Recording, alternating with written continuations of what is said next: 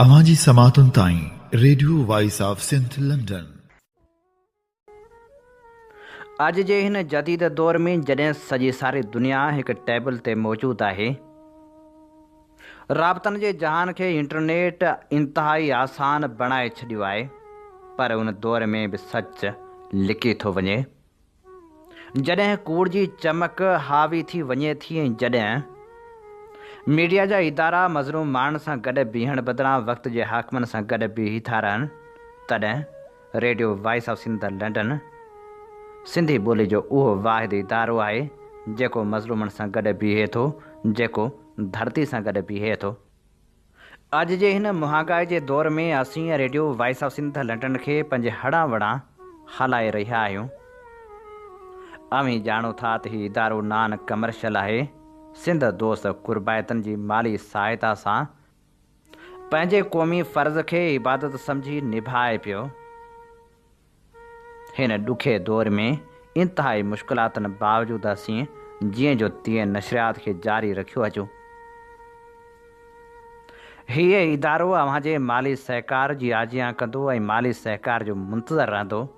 जे अवीं radio voice of Sindh London ऐं voice of Sindh web TV जी माली सहायता करणु चाहियो था त पोइ तव्हांजी मदद करियो त जीअं हीउ इदारो पंहिंजे पेरनि ते बीही सघे। उन सां गॾो गॾु असांजे यूट्यूब चैनल खे सब्सक्राइब करणु न विसारियो। असांजा प्रोग्राम वधि में वधि दोस्तनि ताईं पहुचायो त जीअं सचाई जो हीउ सॾु घर घर ताईं पहुची सघे।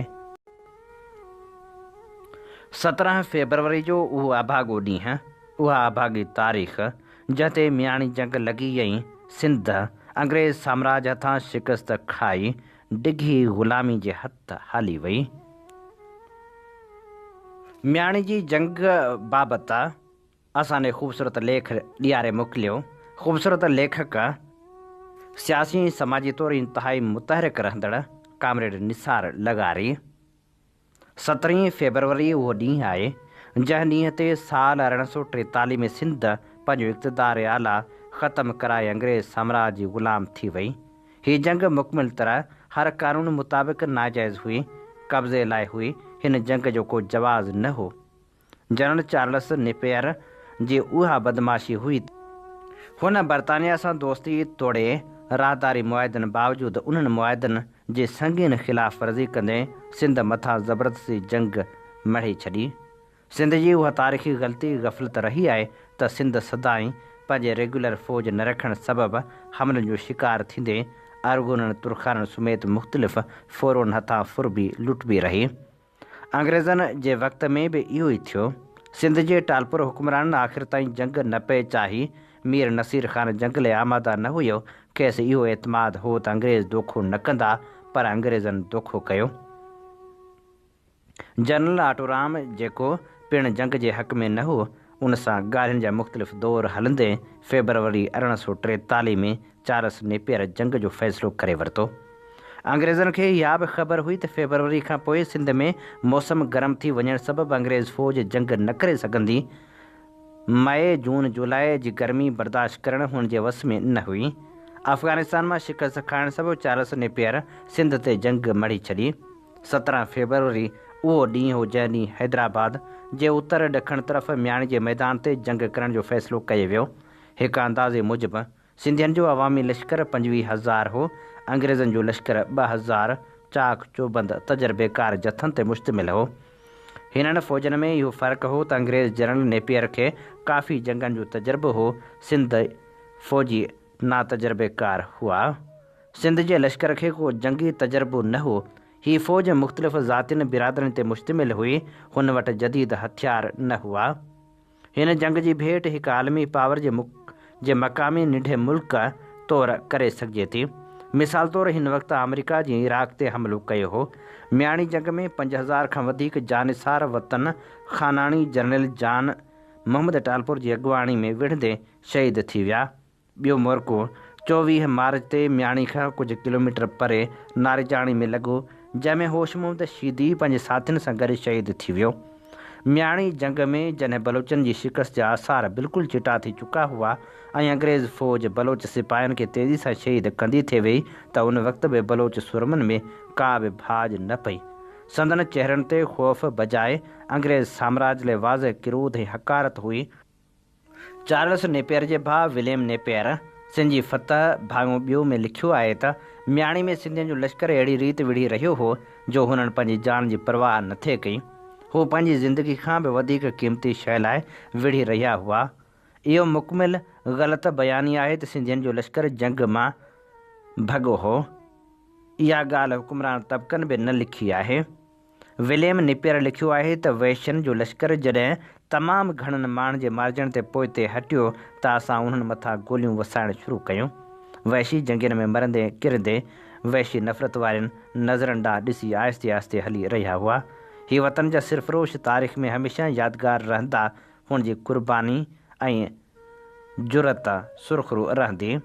शहीद होश मोहम्मद कमराणी पंहिंजे पीउ वांगुरु सिंध जे टालपुर हुक्मरान मीर फ़तह अली ख़ान जी हवेली जो मुलाज़िम हो। होश मोहम्मद 1801 धारे पैदा थियो। मीर फ़तह अली ख़ान जो पुटु मीर सोबदार संदसि दोस्त हो। होशूअ हुनजो हर वक़्तु साथ ॾींदो हो, पर जॾहिं अंग्रेज़नि मीर सोबदार सां मिली सिंध ते हमले लाइ सोचियो त होशू खे इहा ॻाल्हि न वणी।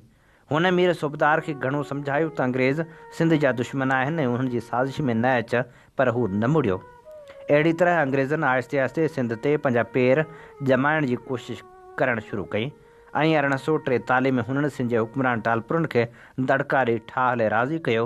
अञा ठाह जूं ॻाल्हियूं मस शुरू थियूं त 11 जनवरी 1843 ते अंग्रेज़नि हमिलो करे ख़ैरपुर जे मीरनि जो इमाम गढ़ वारो क़िलो फ़तह करे वरितो।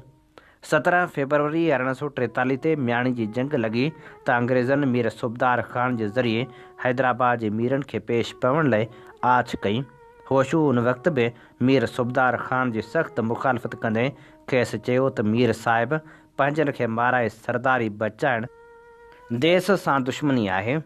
अवाम जो साथ ॾिए सुरमन वांगुरु विढ़। उन ते मीर सोबदार मथसि कावड़ ॾेखारी ऐं खेसि चयो त मुंहिंजे अखियुनि अॻियां टरी वञ। अंग्रेज़ हिकु हिकु मीर खे पकिड़े संदनि मिल्कियतनि ते कब्ज़ा कंदा विया ऐं नेठि 21 फरवरी 1843 ते अंग्रेज़नि जी फ़ौज हैदराबाद जे क़िले में दाख़िल थी मीरनि जे ख़ज़ाने ते कब्ज़ो कयो ऐं मीर महमूद ऐं मीर सोबदार ख़ान खे पिणु ज़बरदस्ती क़िले मां कढी क़ैदी बणायो। होश मोहम्मद शीदी दूबी वारी जंग में 100 साथियुनि सां पोयनि पसाण ताईं विढ़ंदो रहियो ऐं तारीख़ी नारो हयाईं त मरसूं मरसूं पर सिंध न ॾेसूं। होशू जी बहादुरी ऐं सुरियाई खे अंग्रेज़ फ़ातहनि बि सारायो आहे। आख़िर सिंध धरती जो ई सुरमो 24 मार्च 1843 ते आख़िरी दम ताईं विढ़ंदे शहीद थी वियो, जेको सिंध जी तारीख़ में हमेशह यादि रखियो वेंदो। हर साल जॾहिं 17 फरवरी जो ॾिहाड़ो ईंदो आहे त असीं म्याणी जंग जे शहीदनि खे यादि कंदा आहियूं। अफ़सोस त सिंध जा हिन वक़्त बि हज़ारे लिखियल पढ़ियल माण्हू नावाक़ुफ़ आहिनि त उहो म्याणी जो मैदान ऐं संदन यादगार किथे आहे। हिकु तरफ़ अंग्रेज़नि जे मारिजी वियल सिपाहियुनि जो हीउ म्याणी जंग वाणकी वसी भरिसां यादगार आहे, जेको 1843 में जुड़ायो वियो हो, जेको अॼु बि पंहिंजे आब ऐं ताब सां मौजूदु ऐं मुकमिल तरह महफ़ूज़ आहे। ॿिए तरफ़ म्याणी जी जंग जे कमांडर जनरल जानमहमद टालपुर ऐं ॿीहर जानिसारनि जूं क़बरूं आहिनि, जेके अॼु बि कसम पुरसी वारी हालति में आहिनि ऐं मिसारजण तरफ़ वञी रहियूं आहिनि। असां हर साल हिन जनरल जानमहमद टालपुर जी यादगार जोड़ाइण ऐं हिन ते 100 साला क़दीम मस्जिद खे बहितर करणु, उनजी ज़मीन तां कब्ज़ा छॾाइण, उनखे महफ़ूज़ करण लाइ दरख़्वास्तूं लिखंदा रहिया आहियूं, पर कंहिं बि इदारे तोड़े सिंध जे आर्किव खाते सक़ाफ़त खाते हिन जी का सार नाहे लधी। हिन मिसार जी वियल आसारनि मां बि इहो साबित थिए थो त असीं जेको म्याणी में ग़ुलाम बणाया विया हुआसीं, उहा ग़ुलामी अञा ख़तमु नाहे थी। म्याणी जे जंग जो सबक़ु फ़ौरी तौरु निसाब में शामिलु करे नौजवान नसल खे हिन वॾे वाक़े बाबति आगाह कयो वञे। मज़ारनि ताईं पको रोड जोड़े उते ईंदड़ वेंदड़ रस्तनि ते बोर्ड लॻाया वञनि त जीअं माण्हुनि खे अचण में सवलाई थी सघे। हीअ असीं अव्हां जी ख़िदमत में पेश करे रहिया हुआसीं म्याणी जी जंग बाबति लेख। अव्हां जी समातुनि ताईं radio voice of Sindh London